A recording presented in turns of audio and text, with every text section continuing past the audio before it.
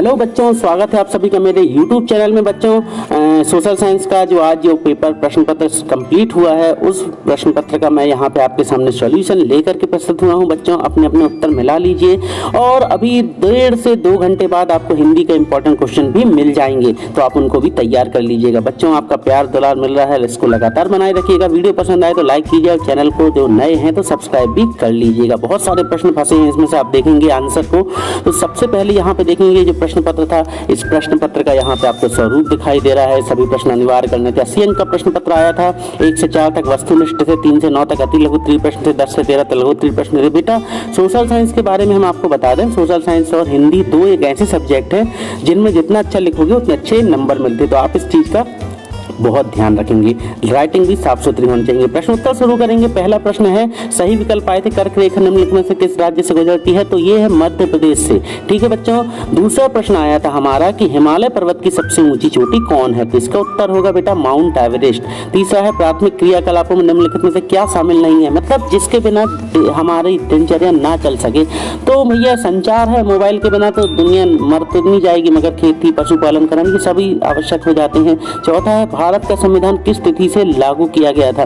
तो भारत का संविधान कब गणतंत्र दिवस जिसे मनाते हैं, कब है वो? 26 जनवरी 1950। आप देख लीजिएगा, 26 जनवरी 1950 को हमारे भारत देश का संविधान लागू किया गया था। अब इसके बाद अगला जो प्रश्न है वो 5वां प्रश्न है। बच्चों मेहनत सफल हो रही है आपकी और हमारी भी, आप पढ़ रहे हैं, लगातार स्नेह मिल रहा है। फिर यहाँ पे है, भारत का संविधान वाटरलू में नेपोलियन की हार किस सन में हुई थी? तो 1815 में नेपोलियन हार गया था वाटरलू में। ठीक है। फिर अब आती है रिक्त स्थान की बारी। तो रिक्त स्थान जो है देखेंगे आप, पहला है फ्रांसीसी क्रांति का आरंभ कब हुआ था? तो ये हुआ था सन 1789 में। फिर इसके बाद दूसरा है, भारतीय संविधान के निर्माण में संबंधित प्रारूप समिति के अध्यक्ष कौन थे? तो ये थे डॉक्टर भीमराव अंबेडकर। अपने उत्तर आप मिलाते जाइए, मतलब क्या मिला लें, अब तो आपकी कॉपी जमा हो गई है। फिर भी आप देख लीजिए कितना आप गलत और कितना सही करके आए हैं। नेल्सन मंडेला, ये थे भैया दक्षिण अफ्रीका से संबंधित थे। इन्होंने दक्षिण अफ्रीका में अश्वेतों के लिए बहुत ज्यादा मेहनत की और उन्हें न्याय दिलाया था, क्योंकि दक्षिण अफ्रीका में रंग भेद बहुत माना जाता था। फिर भारत में हरित क्रांति की जनक तो डॉक्टर MS स्वामीनाथन। ठीक है, ये याद कर लीजिएगा। नेहरू जी भी इसके साथ में थे, मगर इसको MS स्वामीनाथन को इनका जनक माना जाता है। फिर नर्मदा नदी का उद्गम स्थल कहाँ से है? तो भैया नर्मदा नदी कहाँ से निकलती है? इसका उद्गम स्थल अमरकंटक है। देख लीजिएगा सारे प्रश्न आपके। इसके बाद आते हैं हमारी सही जोड़ियां। तो ये आता है पहला भ्रंश घाटी। तो भ्रंश घाटी का संबंध किससे है? यहाँ तापी से, जो भी है। फिर दूसरा था तृतीय क्षेत्र क्या होता है? तो तृतीय क्षेत्र होता है हमारा व्यापार। फिर अगला था प्रधानमंत्री ग्रामोदय योजना कब आई थी? तो ये आई थी सन 2000 में।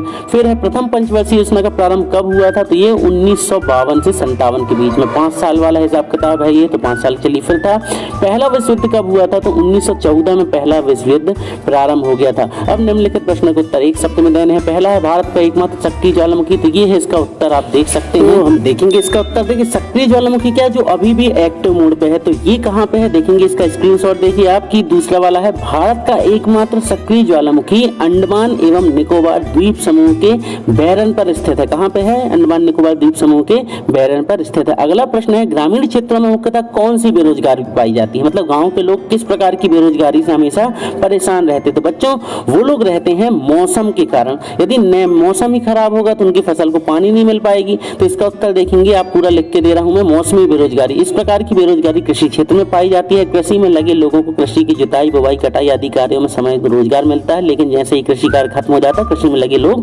बेरोजगार हो जाते हैं। मतलब मौसम गया और वो बेरोजगार हो गए। देखिए बच्चों इस प्रश्नों को आप अच्छे से समझ लीजिए, क्योंकि आपके फाइनल में भी काम पड़ जाएंगे। अगला है, रंग भेद के खिलाफ संघर्ष किस देश में हुआ था? कहाँ पे? अब भी आपको एक प्रश्न और मिला था इसके संदर्भ में। तो रंग भेद सबसे ज्यादा मचा था दक्षिण अफ्रीका में। दक्षिण अफ्रीका में नेल्सन मंडेला जी जो रहे, उन्होंने रंग भेद के खिलाफ मतलब बहुत अच्छी लड़ाई लड़ी थी, क्योंकि दक्षिण अफ्रीका में गोरे और काले दोनों प्रकार के लोग पाए जाते थे। इसका आंसर है क्या बेटा? दक्षिण अफ्रीका। चौथा उत्तर है आपका, चौथा प्रश्न जो है वो आपको हम पढ़ के बता दे रहे हैं। Napoleon Bonaparte. नेपोलियन बोनापार्ट के बारे में आपने सुना होगा, बहुत ही उन्होंने अपने जीवन में बहुत ही संघर्ष किया। तो इसका प्रश्न है, नेपोलियन बोनापार्ट ने 1904 में खुद को कहाँ का सम्राट घोषित किया था? तो नेपोलियन बोनापार्ट ने फ्रांस का सम्राट अपने आप को डिक्लेयर कर लिया था। ये चौथे प्रश्न का उत्तर हो गया। 5वां प्रश्न प्रश्न है, राष्ट्रीय मतदाता दिवस किस तिथि को मनाया जाता है? तो अभी देखिए आप लोगों का अभी कुछ दिन पहले ही वो दिवस बीता है। 26 जनवरी 1950 को गणतंत्र दिवस मनाते हैं और उसके ठीक एक दिन पहले 25 जनवरी को हमारा राष्ट्रीय मतदाता दिवस मनाया जाता है। इसके लिए स्कूलों में भी विशेष कार्यक्रम किए गए थे इस बार भी और हर साल कराए जाते थे। इसका उत्तर है क्या बेटा? 25 जनवरी। ठीक है, तो यहाँ पे हमारे ये तीसरे और चौथे प्रश्न फिनिश हो गए बच्चों। यदि आपको हमारे द्वारा दी गई जानकारी अच्छी लगी तो प्लीज वीडियो को लाइक कीजिए, और अगर आप फिर से बोलूंगा कि आप इंपॉर्टेंट क्वेश्चन पाना चाहते हैं हिंदी के, तो और आपने सब्सक्राइब नहीं किया, कई लोग क्या है सब्सक्राइब करते नहीं है, बाद में बोलते सर हमें वीडियो नहीं मिल रहा, तो आप ये सब्सक्राइब कर लो, अपने आप वीडियो मिल जाएंगे, आप प्रश्नोत्तर देखेंगे। पांचवा प्रश्न है जो हमारा, दास प्रथा क्या है? इसका उत्तर आप देखेंगे दास प्रथा क्या है। तो दास प्रथा क्या होती है इसको हम समझा रहे हैं आपको। तो दास प्रथा बेटा वो चीज होती थी जिसमें क्या किया जाता था, लोगों को गुलाम बना लिया जाता था और उनसे जबरदस्ती कार्य कराए जाते थे। खैर बच्चों, फाइनल एग्जाम के पहले पूरे उत्तर दे दूंगा, आप वीडियो को आगे बढ़ाते जाएंगे। बास्तील के पतन का क्या आशा है? छठवां प्रश्न, रूसी क्रांति का समय स्पष्ट कीजिए, कब हुई थी? प्रथम विश्व युद्ध, द्वितीय विश्व युद्ध के काल का निर्धारण कीजिए। गृह युद्ध क्या है? क्रांतिकाली महिला ओलंपिक घूज का संक्षिप्त परिचय दीजिए। लोकतंत्र की परिभाषा, तो लोकतंत्र क्या है? जनता के द्वारा चुना गया शासन लोकतंत्र। गणतंत्र क्या है? वही है संविधान। फिर अगला प्रश्न आ रहा है, नौवां, प्रत्यक्ष मतदान प्रणाली क्या है? तो प्रत्यक्ष क्या होता है? जो खुलेआम हो। ठीक है, मतलब इसमें जनता क्या करती है, अपने शासकों को चयन करती है, जिनको उन्हें निर्वाचन क्षेत्र में उनका चयन किया जाता है। फिर भारत में मताधिकार के लिए निर्धारित आयु क्या है? तो कितने वर्ष है? 18 वर्ष है। ठीक है, 18 वर्ष के बाद कोई भी वोट डाल सकता है।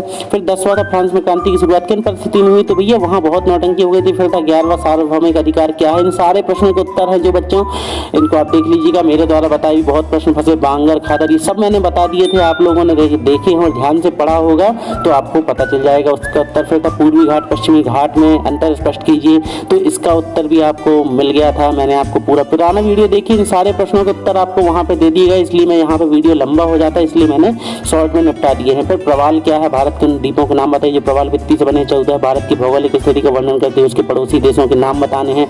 15 भारत के उत्तरी मैदान का वर्णन। ये सारे प्रश्न मैंने आपको दिए हैं। आपको यदि इनके उत्तर चाहिए तो मेरे पिछले वीडियो में जाइए आप, वहां पे आपको मिल जाएंगे। ठीक है, हिमालय पर्वत श्रृंखला का वर्णन करना है। फिर बोल्शेविकों ने अक्टूबर क्रांति के बाद कौन से प्रमुख परिवर्तन किए? फिर 17वां प्रश्न देख लीजिएगा, आप इनको मिला लीजिएगा, याद कर लीजिएगा इन सारे प्रश्नों को, क्योंकि फाइनल में आपके ये काम पड़ेंगे, इसलिए मैंने इन प्रश्नों को डाल दिया है। ठीक है बच्चों, निर्वाचन आयोग के कार्य। ठीक है, 20वां, बेरोजगारी क्या है? बेरोजगारी के कितने प्रकार होते? तो वही अभी मौसमी बेरोजगारी और जमाने भर की बेरोजगारी जो है वो आप सब पढ़ लीजिएगा, वीडियो लंबा हो जाएगा इसलिए आप यहाँ पे वीडियो को प्रश्न बस देख लीजिएगा। नेपोलियन के उदय को कैसे समझाया जा सकता है? 1917 में जार का शासन क्यों खत्म हो गया था? फिर हिमालय पर्वत वाला भारत के लिए क्यों महत्व? बहुत सारे बच्चे ऐसे ही वीडियो आपको लगातार मैं देते रहूंगा इंपॉर्टेंट क्वेश्चन के। अगर आप पसंद है तो वीडियो को लाइक कीजिए, शेयर कीजिए, सब्सक्राइब कीजिए। मिलते हैं बहुत जल्द अगले वीडियो के साथ। Good bye.